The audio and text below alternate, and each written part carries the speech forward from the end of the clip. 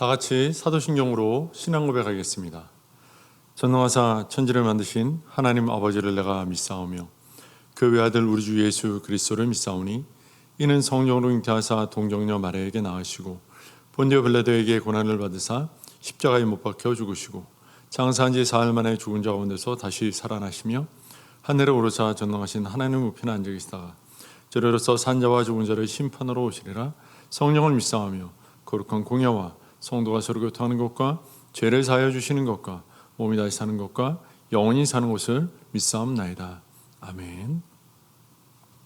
우리 찬송 546장 찬양하겠습니다. 546장입니다. 찬송 546장입니다.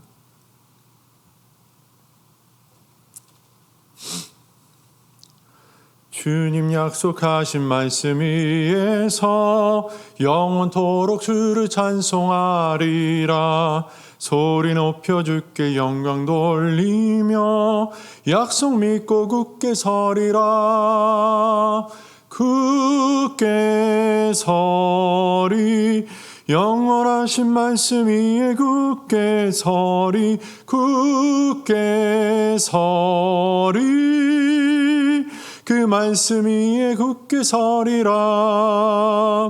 주님 약속하신 말씀 위에서 세상 염려에게 엄습할 때에 용감하게 힘써 싸워 이기며 약속 믿고 굳게 서리라. 굳게 서리 영원하신 말씀 위에 굳게 서리. 굳게 서리 그 말씀 위에 굳게 서리라. 주님 약속하신 말씀 위에서 영원하신 주의 사랑이 밉고 성령으로 힘써 싸워 이기며 약속 믿고 굳게 서리라. 굳게 서리 영원하신 말씀 위에 굳게 서리. 굳게 서리 그 말씀 위에 굳게 서리라. 주님 약속하신 말씀 위에서 성령 인도하는 대로 행하며 주님 품에 항상 안식 얻으며 약속 믿고 굳게 서리라. 굳게 서리 영원하신 말씀 위에 굳게 서리. 굳게 서리 그 말씀 위에 굳게 서리라. 아멘. 오늘 함께 볼 말씀은 레위기 9장입니다. 구약성경 레위기 9장 1절부터 24절까지 제가 봉독해 드리도록 하겠습니다. 레위기 9장입니다. 제가 읽겠습니다. 여덟째 날에 모세가 아론과 그의 아들들과 이스라엘 장로들을 불러다가 아론에게 이르되 속죄제를 위하여 흠 없는 송아지를 가져오고 번제를 위하여 흠이 없는 순양을 여호와 앞에 가져다 드리고 이스라엘 자손에게 말하여 이르기를 너희는 속죄제를 위하여 수점소를 가져오고 또 번제를 위하여 1년 되고 흠 없는 송아지와 어린 양을 가져오고 또 화목제를 위하여 여호와 앞에 드릴 숫소와 순양을 가져오고 또 기름 섞은 소제물을 가져오라 하라. 오늘 여호와께서 너희에게 나타나실 것임이니라 하매 그들이 모세가 명령한 모든 것을 회막 앞으로 가져오고 온 회중이 나와 여호와 앞에 선지라. 모세가 이르되 이는 여호와께서 너희에게 하라고 명령하신 것이니 여호와의 영광이 너희에게 나타나리라. 모세가 또 아론에게 이르되 너는 제단에 나아가 내 속죄제와 내 번제를 드려서 너를 위하여 백성을 위하여 속죄하고 또 백성의 예물을 드려서 그들을 위하여 속죄하되 여호와의 명령대로 하라. 이에 아론이 제단에 나아가 자기를 위한 속죄제 송아지를 잡음에 아론의 아들들이 그 피를 아론에게 가져오니 아론이 손가락으로 그 피를 찍어 제단 뿔들에 바르고 그 피는 제단 밑에 쏟고 그 속죄제물에 기름과 콩팥과 간꺼풀을 제단 위에서 불사르니 여호와께서 모세에게 명령하신 것 같았고 그 고기와 가죽은 진영 밖에서 불사르니라. 아론이 또 번제물을 잡음에 아론의 아들들이 그 피를 그에게로 가져오니 그가 그 피를 제단 사방에 뿌리고 그들이 또 번제의 제물 곧 그의 각과 머리를 그에게로 가져오매 그가 제단 위에서 불사르고 또 내장과 정강이를 씻어서 단 위에 있는 번제물 위에 불사르니라.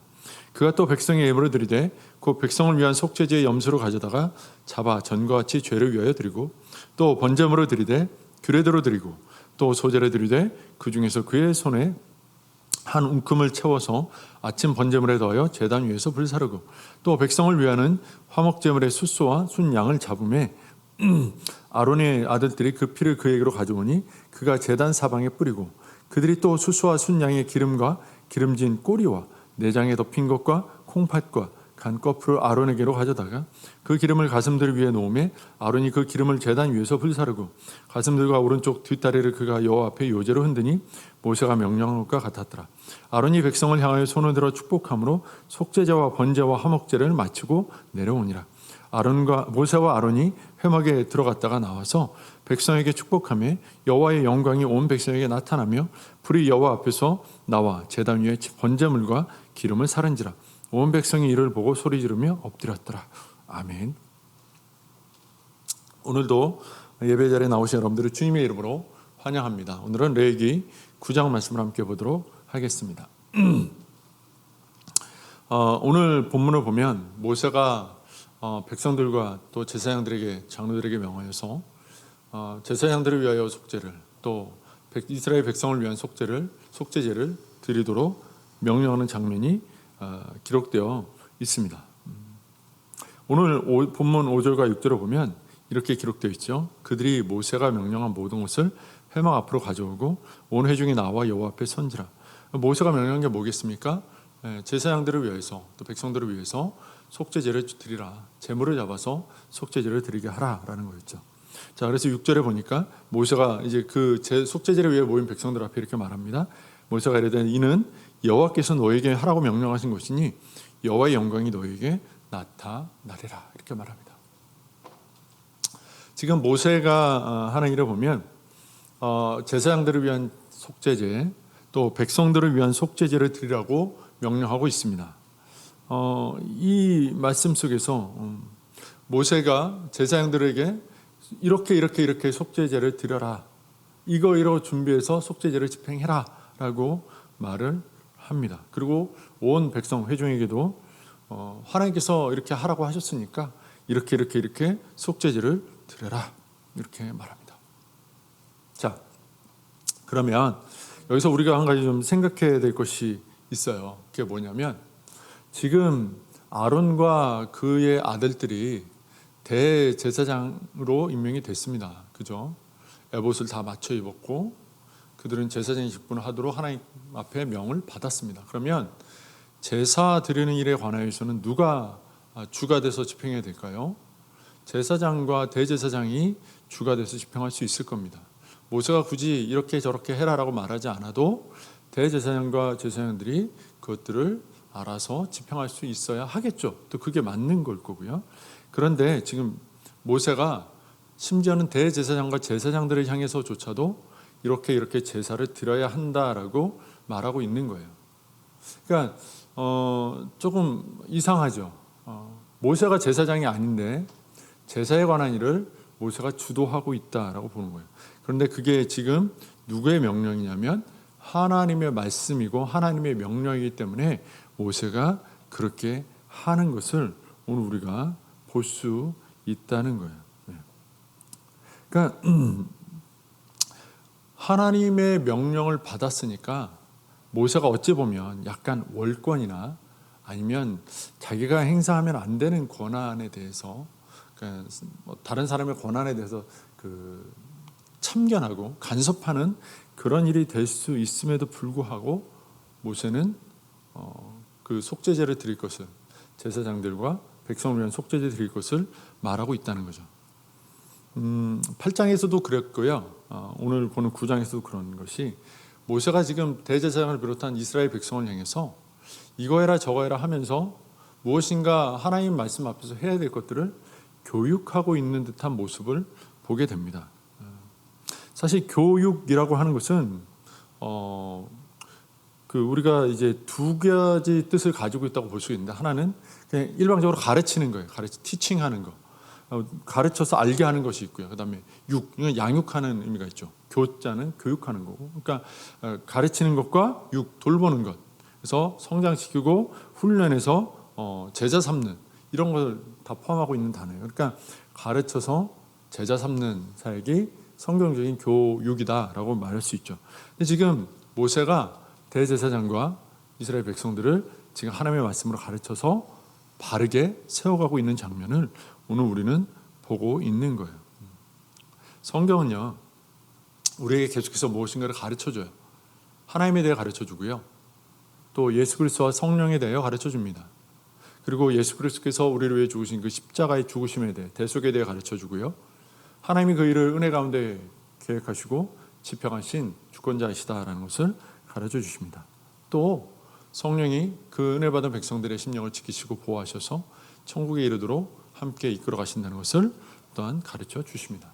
그래서 예수 그리스도를 믿음으로 말미암아 구원에 이른 그 백성들이 이제는 성령을 힘입어 세상을 살면서 예수 그리스도의 복음을 전하며 살아가야 할 것을 성경은 분명히 가르쳐 주고 있는 거예요. 생명의 말씀 대신 예수 그리스도를 전하는 삶이 너희들의 목적이야, 인생의 목적이야라는 것을 분명하게 가르쳐 줍니다. 모세가 지금 대제사장과 이스라엘 백성에게서 너희는 속죄제를 드려야 돼라고 말하는 이거는요, 너희들이 이거 하나님과의 인격적인 관계를 맺어야 되는데 하나님 앞에서 범죄한 우리가 다시금 그 관계를 회복하는 유일한 길은 하나님 앞에 거룩한 제사를 아름답게 드리는 거야. 근데 그 제사 중에 첫 번째로 드릴 제사는 바로 속죄제야. 우리가 죄 지은 것에 대해서 하나님 앞에 인정하고 회개하고 돌이켜 그와 같이 아니하기를 다짐하며 하나님 앞에서 그 죄를 용서받는 제사를 드려야 해라고 가르쳐 주는 거죠. 자, 그런데 이 가르침을 받을 때 만약에 대제사장들이 그 가르침에 대해서 모세가 일방적으로 대제사장이 해야 될 권한에 대해서, 이 일들에 대해서 일방적으로 주장하는가라고 이의를 제기했다면 어떻게 됐을까요? 그러니까 지금 눈으로 볼 때 교육자는 모세고 배우는 학생은 대제사장들과 제사장 또 백성들이잖아요. 그 사람들이 모세 네가 뭔데 우리를 가르쳐? 라고 했다면 분명히 문제가 생길 수 있을 만한 그런 문제의 소지가 있는 상황인 것은 분명해요. 그러니까 이 둘 사이에 오늘 이 본문을 보면 그런 문제가 없었다는 거예요. 모세가 하는 말에 대해서 대제사장조차도 그것을 받아들였고 그것을 인정했고 그 말대로 집행했다라는 것을 우리는 볼 수 있어요. 이 상황을 보면서 우리가 생각할 건 이거예요. 모세가 하는 말이 누구의 말이냐라는 게 첫 번째죠. 그것은 하나님의 말씀이라는 거예요. 하나님께서 말씀하셨기 때문에 모세는 말하는 거예요. 그러니까 모세의 말에는 하나님의 권위가 있고 하나님의 말씀에 권세가 있으므로 대제사장을 비롯한 이스라엘 백성들이 그 말을 들어야 되는 거예요. 그렇지만 또 하나, 모세라는 사람을 놓고 보면 네가 뭔데 그렇게 우리에게 이래라 저래라 명령할 수 있어? 라고 따져 물을 수 있죠. 그런데 백성들이 그렇게 하지 않아요. 첫 번째 이유는 앞서 말씀드린 대로 하나님의 말씀이라는 사실을, 모세가 하는 말이 하나님의 말씀이라는 사실을 인정했다는 것이기도 하지만 또 하나는 모세를 거쳐 나온 말씀이잖아요. 그러니까 모세라는 사람이 정말 믿을 만한 사람인가? 성경에는 그가 정말 괜찮은 훌륭한 사람이라고 말하지만 그러나 그도 사람이었기에 눈으로 볼 때 문제 삼을 만한 요소들이 분명히 있었을 텐데도 불구하고 그가 하는 말에 신뢰를 가지고 따랐던 것은 백성들이 그 안에서 모세를 거쳐 나오는 하나님의 말씀일지라도 그 말씀이 하나님의 말씀이다라는 사실을 인정했다는 거예요. 그러니까 모세라는 사람을 통해서 말씀이 나온다는 것을 이해하지 않았다는 거죠. 생각하지 않았다는 거죠. 자, 이걸 어떻게 말하고 싶은 거냐면 이런 거죠. 오늘날 한국교회 안에 불미스러운 이야기들이 참 많이 나오지 않습니까? 여자 문제, 돈 문제 때문에 많은 목회자들이 무너지고 또 힘들어하는 것들을 봐요. 어떻게 목사가 그럴 수 있느냐라고 말할 수 있겠지만 목사도 사람이고요. 유혹을 받을 수 있어요.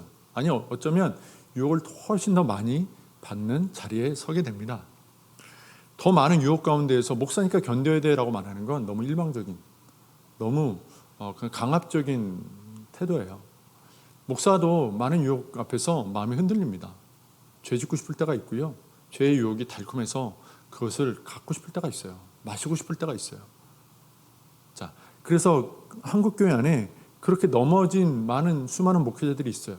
특별히 이름이 유명했던 알려진 목회자들이 있었고, 그들이 넘어짐으로 말미암아 많은 성도들과 많은 그리스도인들이 상처를 받고 힘들어하는 일들이 생겼죠. 그 힘든 고민 중에 중요한 고민 하나가 뭐냐면, 그동안 저 목사를 통해서 내가 들었던 하나님의 말씀, 그 말씀을 통해서 나는 분명히 은혜를 받았는데, 그러면 그 말씀은 도대체 어떻게 된 건가? 내가 받은 은혜는 무엇이었나? 그 전에는 그 목사가 괜찮았을 때 전해준 말씀에는 은혜를 받았고, 그 목사가 어떤 문제를 일으킨 그 시점부터는 내가 못 받았는가? 라고 생각을 해보면 또 그거 아니거든요. 그 목회자가 어느 순간부터 이미 죄 가운데 있었는데, 그 사실을 숨긴 채 분명히 목회를 했고 말씀을 전했고, 그 말씀을 듣는데 내가 은혜를 받았단 말이에요. 그러면 그 목사가 전해준, 그 목회자가 전해준, 설교자가 전해준 그 말씀이, 내게 은혜가 됐던 그 말씀이 가짜 은혜인가? 한번 생각해 볼 수 있지 않겠냐는 걸 저는 지금 여러분들에게 묻고 있는 거예요. 네. 여러분, 목회자가 단위에 설 때 무엇을 의지해서 설까요? 목회자가 자신의 의와 자신의 거룩함을 의지하고 단위에 선다면 그가 하나님의 말씀을 선언할 자격이 있을까요? 없을까요? 없어요. 왜냐하면 예수 그리스도의 은혜, 예수 그리스도 십자가 사랑, 하나님의 그 지극히 깊고 크고 놀라우신 그 은혜의 기인에서 우리는 구원받았잖아요.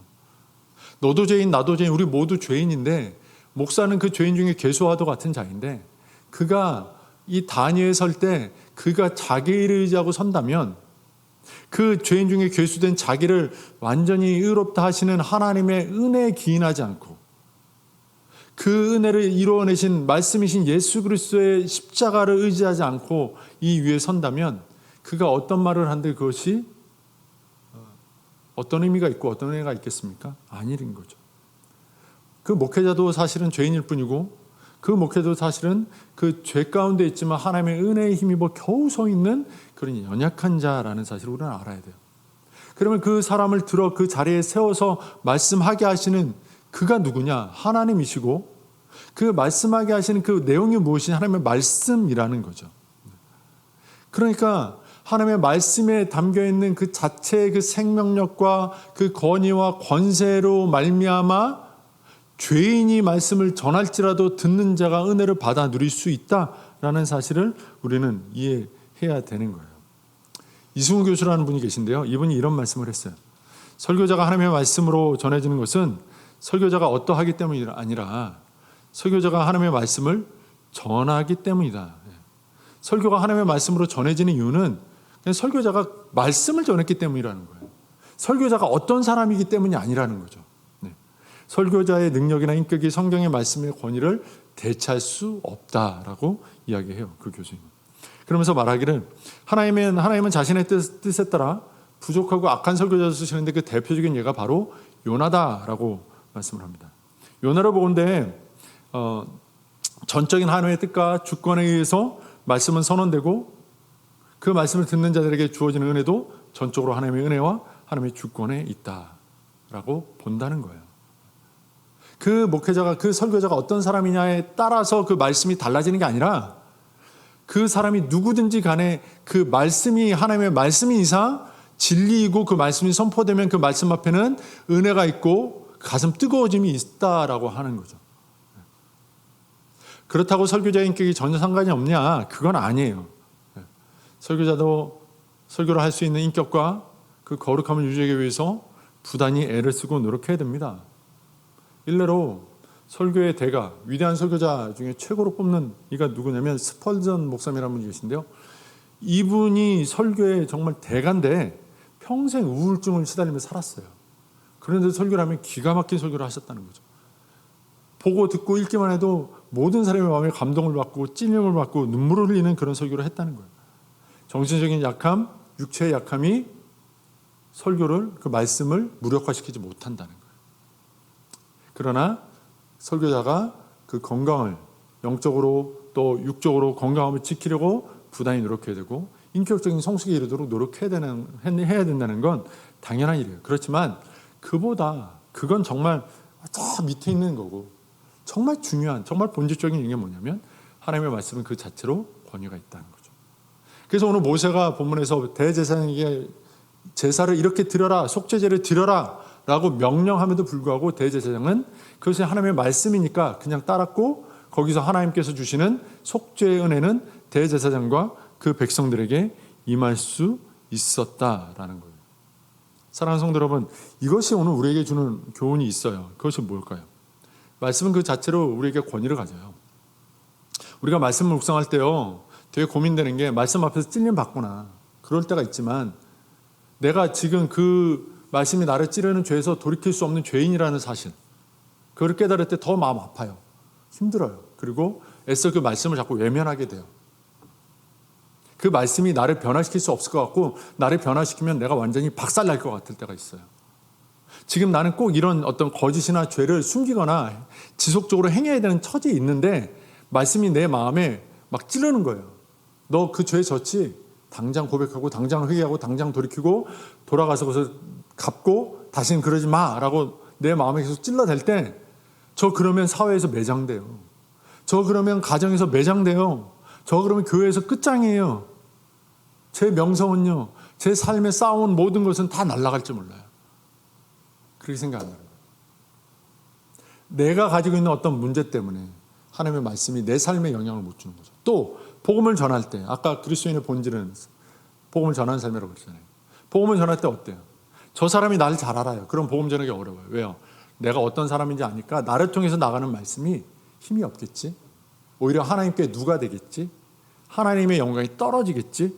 하나님의 말씀의 권위가 손상되겠지라고 생각을 하는 거예요. 근데 그게 맞아요?